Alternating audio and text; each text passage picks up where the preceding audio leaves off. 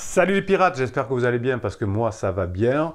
Deuxième jour de l'année 2022 si vous regardez cette vidéo en direct, hein, sinon ce sera le jour où vous la regardez. Comme on est en début d'année, on va se donner la patate, la grinta. Allez, on va lire un témoignage d'une piratesse. Hein, les derniers, c'était plutôt des hommes qui avaient fait des témoignages de leur histoire, comment ils sont revenus ensemble. Aujourd'hui, c'est une piratesse. Alors, vous savez que par tradition, on appelle les pirates Pierre et Marie pour les piratesses. Donc, on va appeler Marie. Voilà, on va l'appeler comme ça, alors on ne s'appelle pas Marie. On va écouter son témoignage, on va le commenter. Et puis on va se donner un coup de grinta hein, pour cette année. Vous savez que la team, la famille des pirates est là, est bien présente en 2022. Nous reprenons les lives le vendredi à 19h à partir de la semaine prochaine. Et cette semaine, nous avons fait le live mercredi. Nous avons parlé de la formation sur comprendre et gérer l'infidélité de son conjoint. C'est quelque chose qui vous tarabuste, cette infidélité, et vous avez bien raison, car quand on comprend bien les choses, hein, on arrive à mieux les gérer, et bien sûr dans les formations, je vous donne précisément les choses à faire. Alors je vous rappelle que les formations, c'est des formations qui sont par audio, donc vous allez les écouter, les réécouter, c'est des petits fichiers de 15 minutes, chaque formation fait 2h30, et petit à petit, vous allez créer un bruit de fond dans votre cerveau, et c'est comme ça que se créent les liens neuronaux, et vous avez raison de le faire, puisque pendant la crise de votre conjoint, si vous bossez sur vous, vous pourrez changer, montrer à votre conjoint que vous avez changé par le travail, on ne peut pas changer par miracle, hein, faut se mettre au taf, entre guillemets. Et ensuite, évidemment, vous avez bien compris la suite, vous pourrez passer des bons moments plus facilement avec votre conjoint. Allez, on y va. Toc. Bonjour Bruno. Hop, voilà. J'avais promis d'apporter mon témoignage en temps voulu. J'avais écrit un texte sans doute trop long que j'ai complété. Je peux synthétiser si besoin. Donc, vous savez que les pirates, vous aimez bien raconter l'histoire dans le détail. Et puis moi, ça me plaît bien parce que ça me permet de vous faire un mini coaching pendant les vidéos. Alors, comme d'habitude, je connais Marie puisque on a fait des coachings ensemble, mais je vais découvrir ce qu'elle m'a écrit là. Comme ça, on va pouvoir en faire ce mini coaching. Tant que j'y pense, les formations, le catalogue des formations et le catalogue des coachings, bien sûr, c'est un descriptif de cette vidéo, comme d'ailleurs la nouveauté de 2022, le groupe Facebook. Hein, je veux récupérer, je veux éviter le divorce, je veux éviter la séparation, je veux récupérer mon ex. C'est sur le groupe Facebook et vous avez aussi un descriptif de cette vidéo, le lien pour y parvenir. Sinon, vous tapez sur Facebook directement, vous tomberez sur le groupe. Alors, on y va. Une vraie crise très longue avec des rebondissements. Elle a duré au moins 15 mois. Donc, vous voyez, c'est toujours très long, une crise existentielle. C'est toujours trop long. Hein, dans les commentaires sous les vidéos, vous le mettez. C'est long, c'est long, c'est long. La phase plateau, c'est long. La phase down, c'est long. Et oui. Tant qu'on est en tout cas pas détaché de son conjoint, tant qu'on est en dépendance affective, c'est long. Voilà. Dès qu'on est détaché, dès qu'on dit, ben voilà, lui il fait sa crise, ben moi pendant ce temps j'apprends des choses, voilà, ça paraît moins long. Mais c'est vrai qu'en temps c'est très long. Et en revanche, pour les personnes qui sont en crise, hein, c'est pas très long. L'autre jour j'avais une personne qui me disait, moi aussi j'ai fait ma crise. Ah bon, combien de temps ça a duré? C'est pas 2-3 ans. Hein, 2-3 ans. Il y a un an après, il ne savait pas. C'est pas pareil, 2 ans et 3 ans. Hein. Début septembre 2020, avec une déclaration le 25 avril 2021. Donc vous voyez déjà ça larvait. Une première rupture avec pansement le 14 juillet et un rebond en août 2021 avec une phase de plateau interminable jusqu'à ce 28 décembre 2021. Donc c'est tout récent, c'est tout chaud. Donc vous voyez qu'effectivement les pansements se séparent et les pansements reviennent ensemble. Vous croyez vous en être débarrassé? Eh bien non, ça continue encore et encore comme disait Cabrel, c'est que le début, d'accord. Donc voilà, vous connaissez, j'avais la semaine dernière un pirate en coaching qui me disait c'est extraordinaire parce que ce que vous racontez dans les vidéos, c'est exactement ce qui se passe, on dirait que vous avez des caméras pour être à la maison. Ouais, le secret c'est que je mets des caméras chez vous. Une première étape est franchie le 14 juillet 2021, un symbole pour un fils de militaire avec un clin d'œil.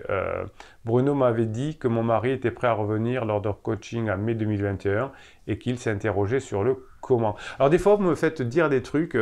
Vous m'avez dit que, alors oui, certainement que j'ai dû, vous savez, dans un coaching, je ne suis pas le thérapeute qui vous écoute et qui vous dit à la fin, on se revoit la semaine prochaine, et je vous donne beaucoup de conseils, je donne beaucoup de choses. Des fois, vous retournez une idée. Hein. Alors certainement que je l'ai dit, ou peut-être que je l'ai dit différemment, mais ça, c'est le propre de l'être humain. Hein. Votre conjoint qui va vous dire, il y a 3 ans, un jour, tu m'as dit que... Voilà, donc des fois, quand on a beaucoup d'émotions, on a des mémoires comme ça. Alors, cela a pourtant été très long et difficile, car dans le comment, il y avait comment quitter pansement. Voilà, comment quitter. Oui, alors comment quitter pansement, c'est un problème, parce que on a beaucoup promis de choses à pansement, et on ne peut pas les tenir, et c'est pour ça que quand c'est fini, ensuite, il y a beaucoup de griefs entre pansement et criseux, puisqu'on a promis beaucoup de choses qu'on ne peut pas tenir. Il avait fait des projets, certainement pro aussi, et avait du mal à revenir en arrière sur ses engagements. Oui, j'ai vu aussi des personnes criseux et pansement qui avaient acheté un appartement ensemble, enfin une part d'appartement ensemble, enfin des choses comme ça. Quand on est en lune de miel, on fait un peu n'importe quoi, et ensuite on le paye. Mais ça, la vie est assez juste. Quand, comme vous, les pirates, vous faites ce qu'il faut, bien, il y a des améliorations. Quand on fait des bêtises comme criseux et criseuse, ou criseuse et pansement, et évidemment, on le paye aussi à terme. Alors, la vie est parfois injuste hein, sur le court terme, mais sur le long terme, si vous bossez bien, ben, il y a des résultats derrière. Si vous faites de la vous aurez de la hein. En agriculture, on dit que si on plante du blé, on peut avoir que du blé, on ne peut pas avoir de l'orge. C'est ça. Donc, des fois, le blé, il ne pousse pas vraiment, mais en tout cas, on ne peut pas avoir de l'orge.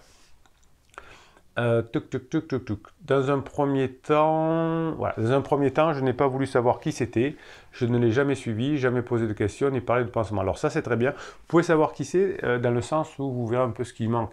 Généralement vous voyez que pansement c'est l'opposé de vous, vous qui êtes sécuritaire, l'autre c'est un peu olé par exemple, hein, donc ça peut vous donner des idées, mais en tout cas c'est très bien Marie de ne pas avoir parlé de pansement car ce n'est pas votre problème. Cela aura peut-être pu m'aider, oui, certes peut-être, pour comprendre ses besoins. Elle est très intelligente, Marie, hein, vous voyez qu'elle a compris. Pour comprendre ses besoins aujourd'hui, mais je devais apprendre à ne plus contrôler, et cela aurait été contradictoire. Oui, effectivement, hein, souvent on veut contrôler son conjoint, alors que la personne qu'on va contrôler, c'est soi-même. Bruno, on se calme.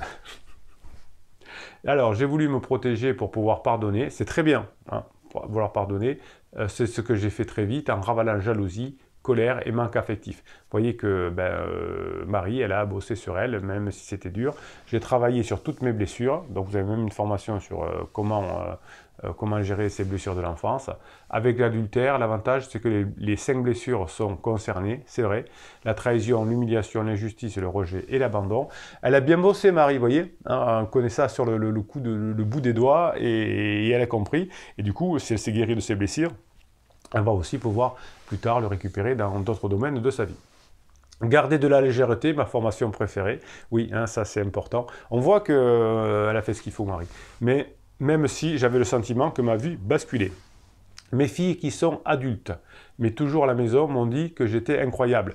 Ah, oui. Même la famille le reconnaît, c'est-à-dire que quand on devient fort, quand on devient persistant, résistant, pirate, tout le monde nous admire. Les conseils, c'est plutôt laisse tomber, c'est mort, hein, abandonne, fais une carpette. Non, nous, on est des pirates, on dit je sais ce que c'est une crise, je sais que si je bosse sur moi, je vais augmenter les probabilités d'y arriver. Ça, c'est être un pirate. Donc même les jeunes adultes à la maison l'ont reconnu. Je ne leur ai jamais rien dit sur pansement, ça c'est très bien, hein, vous n'avez pas besoin de faire du mal à vos enfants. Je n'en ai parlé à personne, juste que leur père vivait une crise existentielle. C'est bien, c'est cool, c'est tranquille, c'est serein, bravo. Elles ont été et sont exceptionnelles. Elles sont mon socle pour ne pas lâcher et rester un roc jusqu'au bout du tunnel. Ça c'est bien hein, quand il y a... Je vous en parle plus souvent, c'est vrai que je vous en parlais davantage. Le socle familial est important. Si on fait tous un pacte familial, même avec les beaux-parents, etc., pour traverser la crise ensemble et que tout ne soit pas détruit, c'est pas mal. garder une famille unie et leur permettre de comprendre que le bonheur est dans la durée. Là, vous avez donné aussi, Marie, un bon exemple à vos enfants, que lorsque leur mari ou leur femme, je ne sais pas, les filles, donc leur mari traversera la crise existentielle, que si on ne lâche pas, il y a des chances d'y arriver. Tout au long de ces jours, j'ai pensé à une amie qui m'avait raconté que son mari était tombé amoureux à la naissance de leur second enfant, qu'elle avait été la patiente et avait suivi les conseils de sa maman qui lui avait dit « il reviendra ». Ils sont toujours ensemble et très heureux aujourd'hui, à 62 ans, c'est un couple très uni. Oui, vous avez aussi des personnes qui donnent des bons conseils. Alors, patience, oui, mais travail, c'est nécessaire aussi. Hein. Pas que la loi de l'attraction en disant croisons les doigts pour que ça revienne et ça va revenir. J'ai bien sûr suivi les conseils de Bruno et je suis convaincu que sans la découverte, le travail aurait été plus difficile. Oui, je donne des exemples de personnes qui s'en sortent même s'ils ne sont pas des pirates. Hein. Je fais exprès pour vous dire que le travail est nécessaire pour aller plus vite et pour pas trop souffrir. Mais effectivement, hein, on peut y arriver aussi sans être un pirate. Bon, il faut juste éviter de faire quand même beaucoup d'interdits, sinon ça devient compliqué.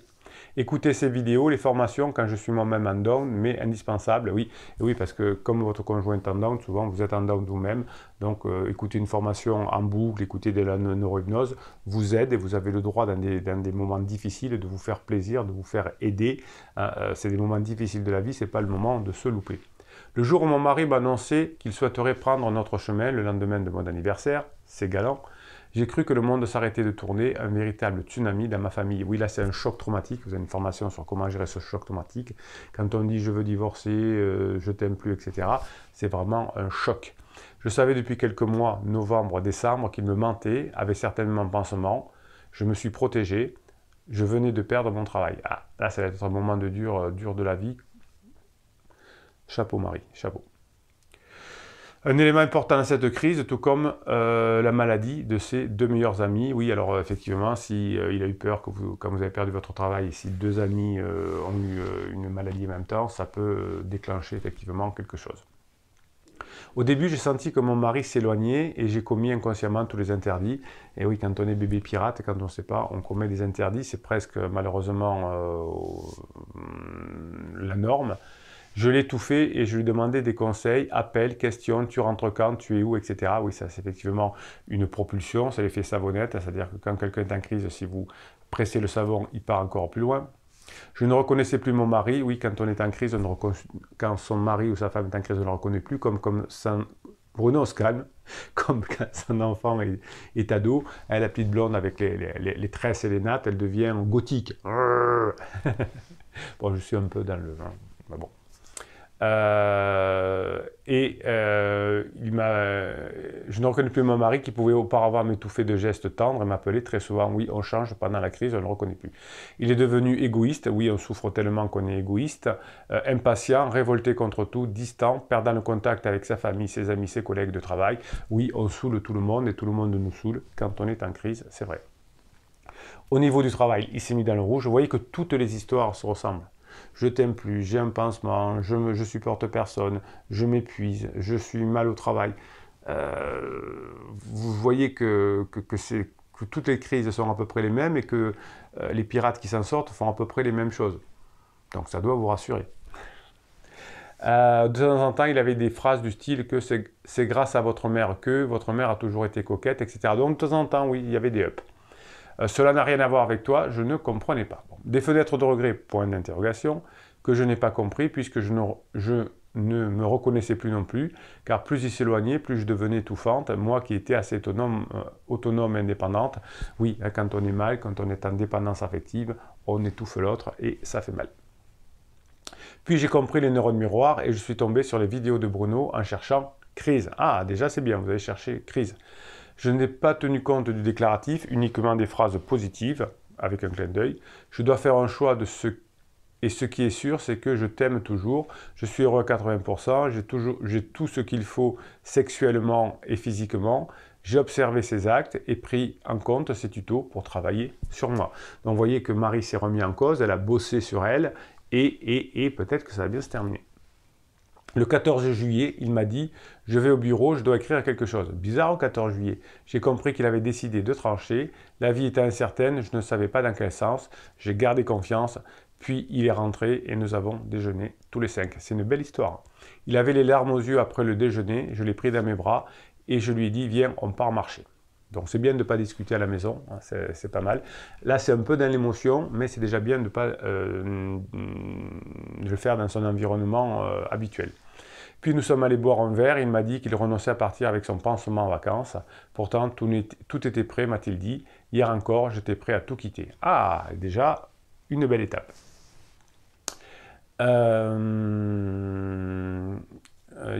Je pensais que nous pourrions rester amis, que je pourrais continuer à m'occuper des filles de la maison.